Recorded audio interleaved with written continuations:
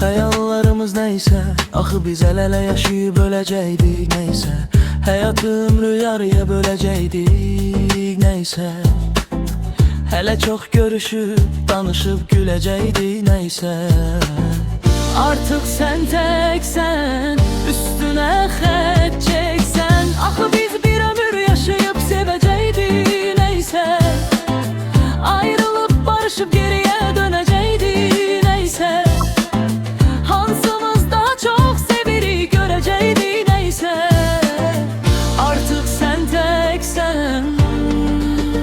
Qara qələmlə çəkirəm göy qurşağın bozaran rəngləri kimiyəm. Yalnızlığıma xəyanət etmişəm, bilirəm ki günahkar biriyəm.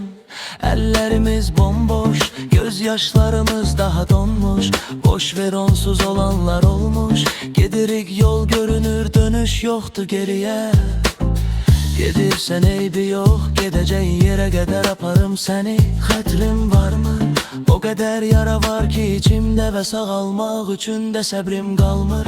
Ürəyim necə yandı, kül oldu, gəl qorxma, yaxın gəl, günahını yandı. Yazdım mahnılarda qaldım, dinləyicilərimin ahını aldım neysə. Axı biz el-ele yaşayıb öləcəkdik neysə.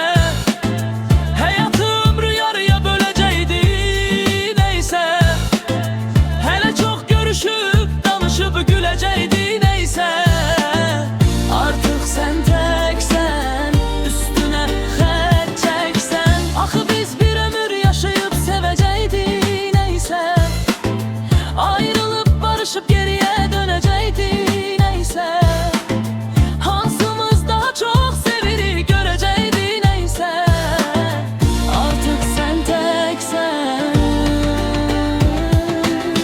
Getdi qəlbim onda, büyük kağızlara ki yaxı yolda qırılar. Tökülər yaralı, ürəyim qırılıb bir dəfə şüşələr kimi həssas. İllər öncə bundan, hələ səni təzə sevirdi onda. Olacaqmı dedim, unudaqmı dedim, dəfələrlə desəm də sevsə qulaq asmaz.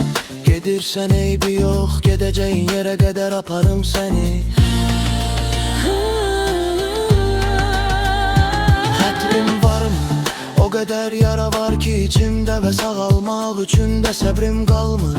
Ürəyim necə yandı, kül oldu, gəl qorxma, yaxın gəl, günahını yandı. Yazdım mahnılarda qaldım, dinləyicilərimin ahını aldın neysə. Axı biz el-ele yaşayıb öləcəkdik neysə. Həyatı ömrü yarıya böləcəkdik neysə. Hələ çox görüşüb, danışıb güləcəkdik neysə. Artıq sən təksən, üstünə xət çəksən. Axı biz bir ömür yaşayıb sevəcəkdik neysə. Ayrılıb barışıb geriyə dönəcəkdik neysə.